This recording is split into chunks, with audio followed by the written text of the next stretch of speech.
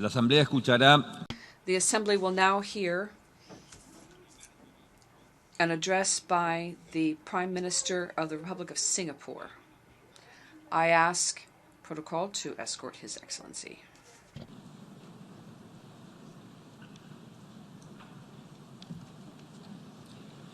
Tengo el gran placer de dar. It is my great pleasure to welcome the Prime Minister of the Republic of Singapore, His Excellency Hsien Loong. I invite him to address the General Assembly. As we approach the 75th anniversary of the United Nations next year, it's timely to reflect on the role of the UN and the relevance of multilateralism. The open and integrated international order that emerged after the Cold War has benefited all countries. For small countries like Singapore, multilateral institutions, systems, and laws are critical for our survival.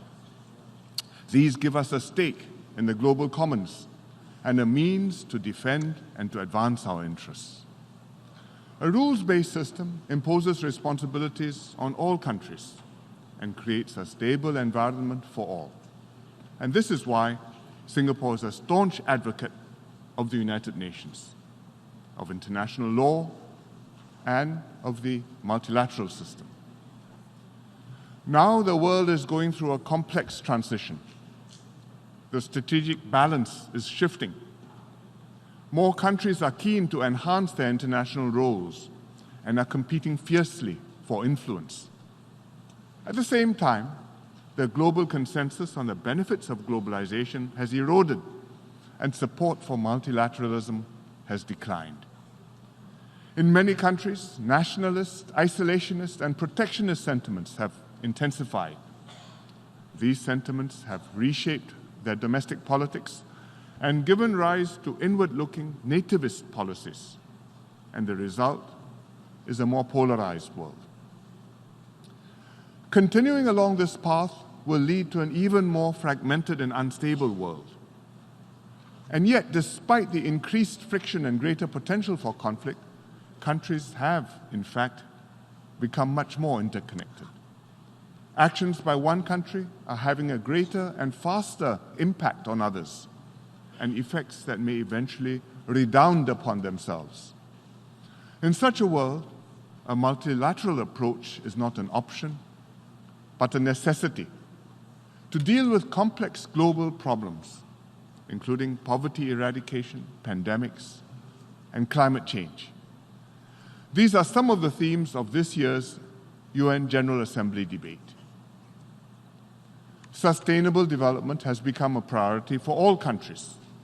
We all face common challenges, creating jobs, raising standards of living, and eradicating poverty. But it is very difficult for any country to develop and progress on its own.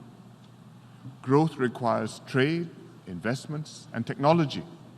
And all of these activities depend on working with others within an open and orderly international framework of rules. And that has been how many countries have progressed in the last 70 years, since World War II. Developed countries opened up their own markets. In return, they benefited from access to new markets in the developing world for their industrial products, such as aircraft, electronic devices, and machine tools. China's accession to the World Trade Organization in 2001 presaged 2 decades of dramatic economic growth, which lifted more than 850 million people out of poverty. India, too, has grown steadily since the 1990s as its economy gradually liberalized and became more enmeshed with its partners. Earlier, other smaller economies in East and Southeast Asia, including Singapore, traveled this same path. Now, many developing countries in Africa and Latin America are making the same journey. But if global markets become less open and conditions for trade and investment become more uncertain and disorderly, their progress will become much harder.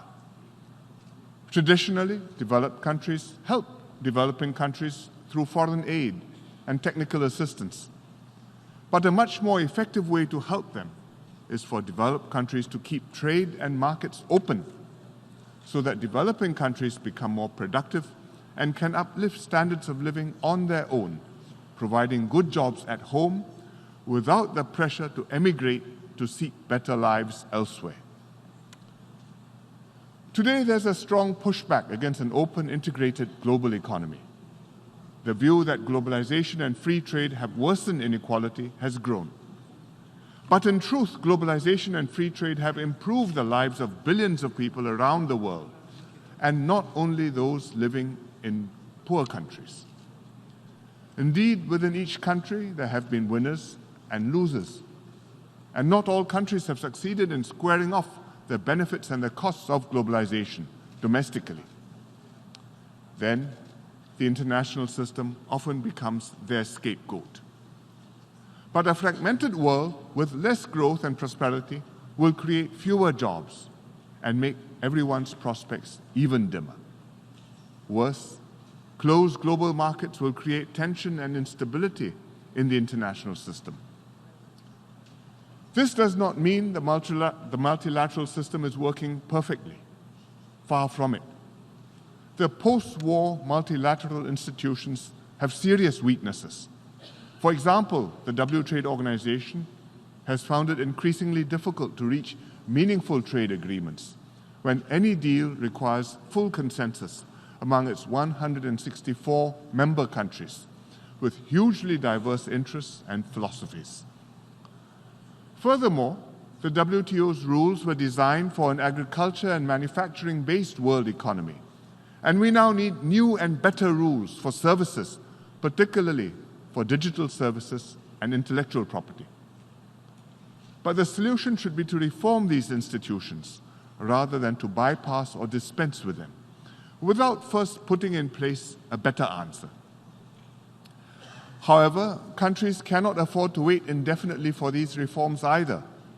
Meanwhile, new regional mechanisms and frameworks for cooperation are emerging or have developed.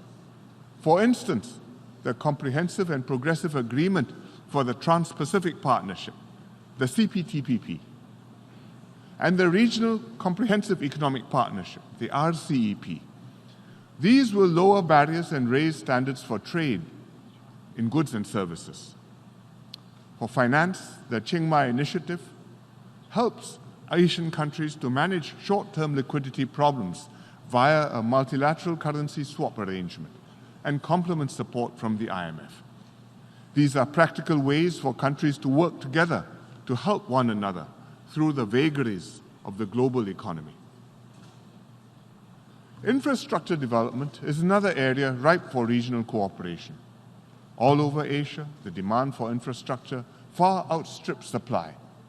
Most of the time, governments can't fund all the infrastructure they need, and international financial institutions like the World Bank and the Asian Development Bank do not have enough resources to go around either.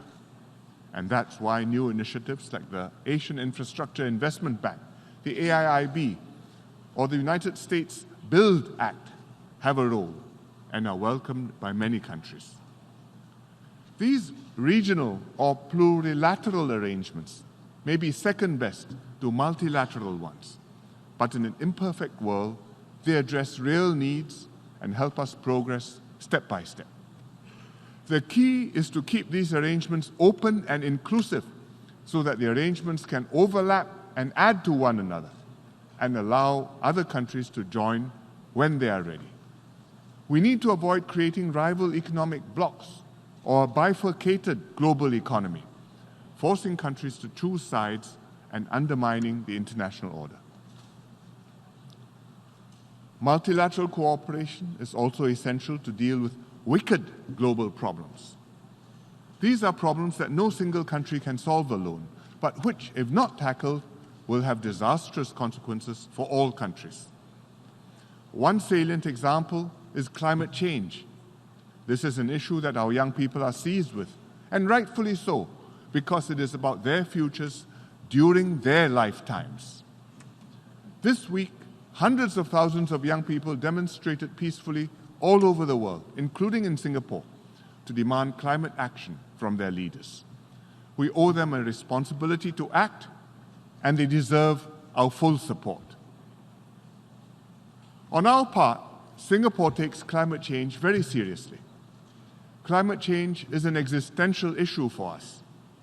Like other low-lying island states, we are most vulnerable to rising sea levels.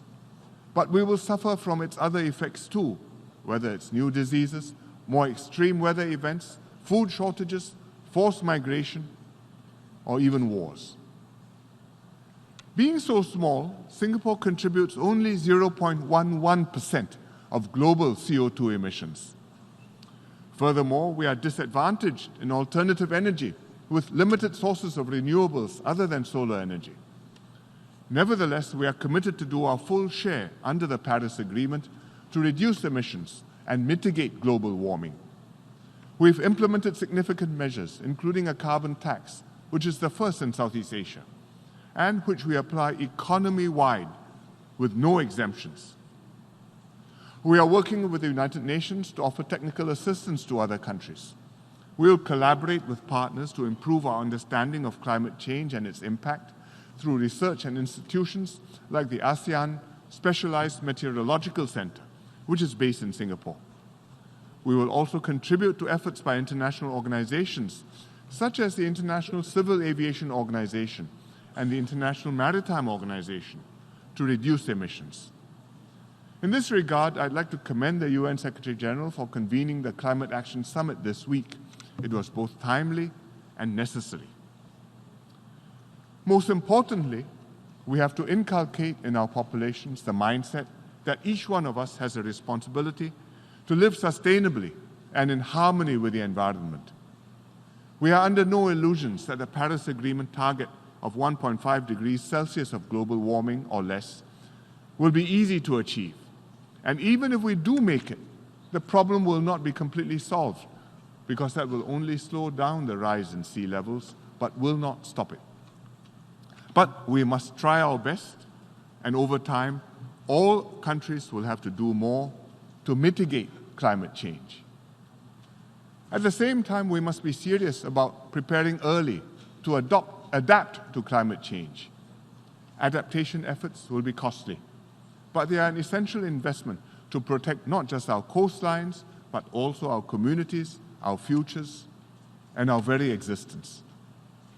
It is the responsibility of our generation to leave future generations with a habitable planet, both through mitigation and adaptation. To adapt multilateralism for today's world calls for new approaches that are open, inclusive, and transparent. As member states of the United Nations, we all have to work together to find solutions to global problems and build support for multilateral institutions amongst our people. A rules-based multilateral system is still far preferable to any other way to secure peace and prosperity and to solve global problems. I call on my fellow UN member states to support the multilateral approach, to push harder against the tide and demonstrate leadership in this endeavor. Thank you, Mr. President. En nombre de la Asamblea General. On behalf of the General Assembly, I wish to thank His Excellency, the Prime Minister of Singapore, for the statement he just made, and may I request protocol to escort him.